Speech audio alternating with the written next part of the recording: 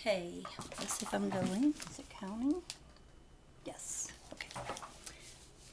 Now, this is the fifth series of this.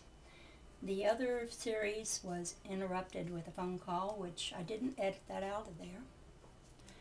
And I'll tell you why. I don't know how to, for one thing. And for another thing, I want to explain that sometimes when you want to do something, before you do it, you will build up in your mind all the things you must do, and you will elaborate on the things that you must do, and you'll get it very complicated in your mind. But really all we need to think of is the beginning and the end. We're only ever given the beginning and the end. The middle part is kind of the mysterious part, because once you begin mysteriously, the way to do it will be made known to you. And you just have to take the leap of faith to know that that middle part is not always for us to know every detail of. Well, I wanted to get this dove story back out there because I don't think my first version of it was too popular the way I did it. And I wanted to do it again, but for almost a year I'm just like, oh, I can't begin because I want to do it this way and that way, and I was building up the middle part so big that I wouldn't even begin, and I even had a lot of fear about this. So the other day I just surrendered. I said, I'm throwing in the towel.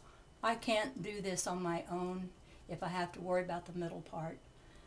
And so the magic is just to begin. And to know your goal, the end, that's good to have too. But the middle part, that will have to happen, and if it doesn't happen the way you want, that's all right too, because have no expectations. And a lot of people might disagree there about not having expectations. But the thing is, we don't see the whole picture. We don't know really how things are, the perfect way for things to pan out. But there is a part of us that does know, and sometimes our plans are in a state of flux. It might be that our ideal will be something that will go over well. It might not be that it will, because maybe there's a better something. Because things change so quickly, and sometimes we're not even let in on what is happening because we are changing the plans with our thoughts. And if we get some determination in our mind that it has to be so and so or such and such, then we throw a monkey wrench into the works, because our thoughts are creative thoughts. And sometimes the less we know, the better off, because we're not going to go off on some wild tangent. And I've done that many a time. So I've learned to just let be what will be. And what will be, I accept, completely accept it. Whether this ever becomes popular or there's a musical made of it, I have to relinquish any kind of great longing for that. Because if I do, I'm putting the monkey wrench into the works. So I would love there to be. But if there isn't, that's all right, because there are no accidents. Even an accident is not an accident. Everything that happens is no accident. We brought it to ourselves to learn something from. And we bring some pretty drastic things to ourselves to learn from. But it is not an accident. And the quicker we learn, the sooner we can get out of the same thing having to be repeated over and over because we haven't learned. The lessons that get repeated become more and more extreme until we do have to look at our complicity. And so until we do that and learn the gift that everything that we call an accident has in it, we're not going to learn the lesson until we learn to see the gift it has for us. And I mean everything, even if your house burns down, whatever happens, After you get over the initial emotional upset, be with yourself and think, okay, there is a gift in this for me if I will but see it. And the quicker you see it, the quicker you'll get past it. And things can turn around drastically for the better. Anyway, this is a good story. I'm going to go back to it now that I've done my little thing about the beginning and the end and the middle. And I'll turn the next page. Now, in this book, I couldn't draw all the pictures like I wanted to. So I said, well, it's unfinished, so maybe I shouldn't go on with this until I get it perfect, but I'm not going to get it perfect. So I will begin reading more of what God said. And we looked like angels to those who looked upon us. We wanted to point the way so that all others would learn about unconditional love. So we folded yet again and brought our 4 points all together. Now here's where you take the angel stage and you bring, here's 2 points, and here's 2 points pointing downward. You got to bring them up. You bring that up on that side, turn it around and bring it up on that side. And now, for the next page. Now, this is my rather crude drawing of a king sitting on his throne with a crown on his head. I'm not the best at drawing, but I do make my point. Now we had become the crown. We were kings, rulers. We had won our crowns. We thought about this. So many wanted to have a king once, so long ago. We had been told you need no king. But we were appointed a king anyway, and there began to be many kingdoms, many rulers, wars, taxes, loss of freedom. We thought of how we had one more thing to do. For wearing a crown did not make us any more special than anyone else. Our crowns were heavy on our heads. It was not necessary to rule, we said. Once we had wished to rule one another, even the stars, the moon, and the sun. We had gathered all of the crowns together and stripped them of their jewels. And yet again, we folded ourselves, just like a book, and we took a look at what we had done. Now this is the next step of folding.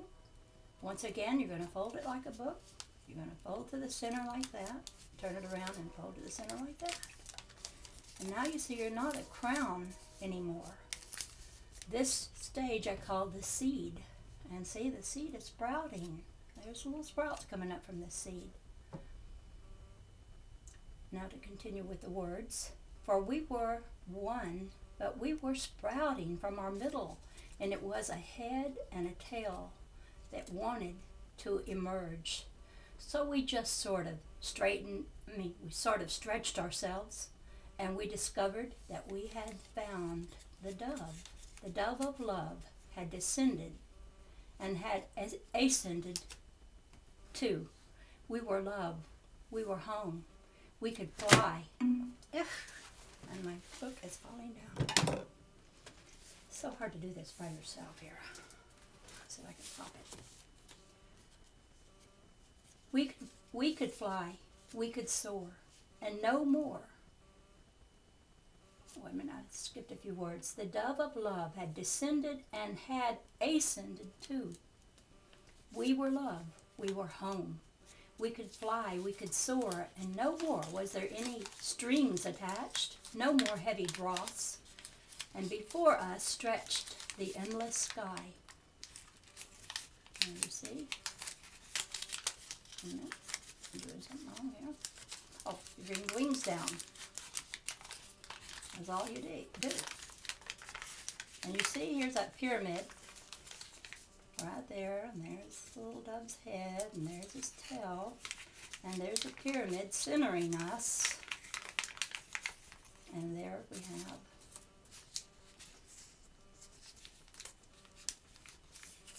the dove. We could fly, we could soar, and no more was there any strings attached, no more heavy dross, and before us stretched the endless sky. We're soaring still, thousands upon thousands upon thousands of us, and we know that we are one. We know our direction when we fly home. We all go at the same time. And next page. Oh, I compared it to the phoenix. You know, the phoenix is a fabled bird. I have a phoenix. Let me reach for that. I got this at the craft store. The phoenix. I love this bird because this is the bird that's supposed to go up in flames, but out of his ashes comes the newborn version of itself. So it's never anything is destroyed, it's just rebirth.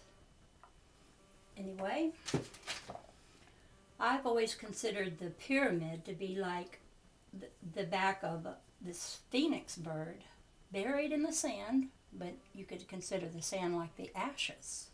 And out of this pyramid, whatever the pyramid means, and it has so many mysteries associated with it, but I see it like a new birth of coming out of the ashes, which the desert around it is, and flying again. No, maybe I'm not seeing pyramids fly, but maybe I am. I don't know. So this story goes on, would you believe? There's more to it. We've discovered that we are one and that we can fly again. I mean, now we're not butterflies, we're the dove or the crane. And, oh, I left a blank page. The story. You know, the story never ends. These are God's words again. It just goes on and on, my friend. One day I started writing it, knowing what it was, and I continued writing it forever just because I am.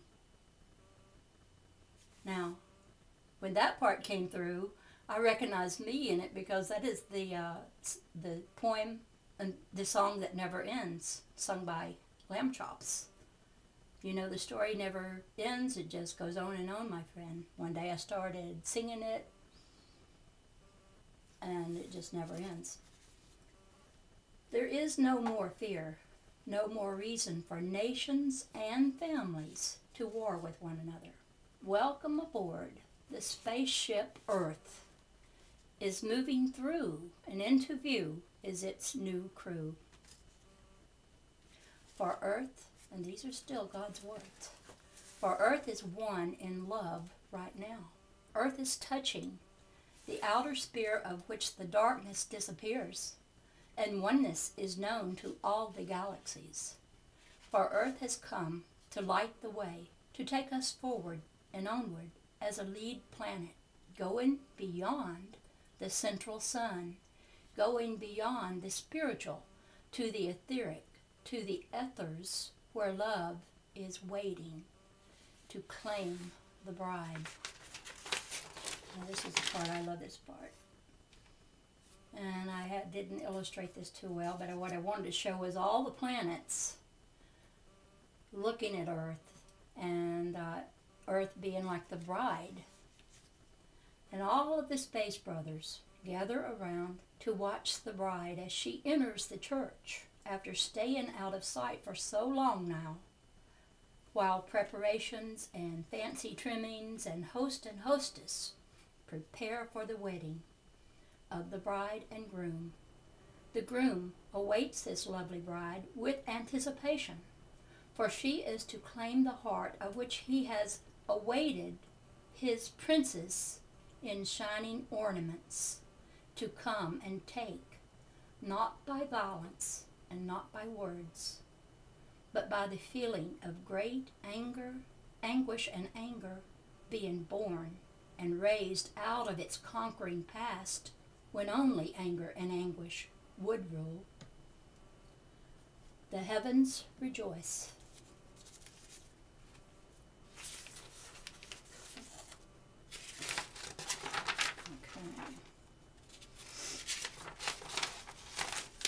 The wedding banquet tables are prepared for a feast. And I couldn't even think about how to draw this.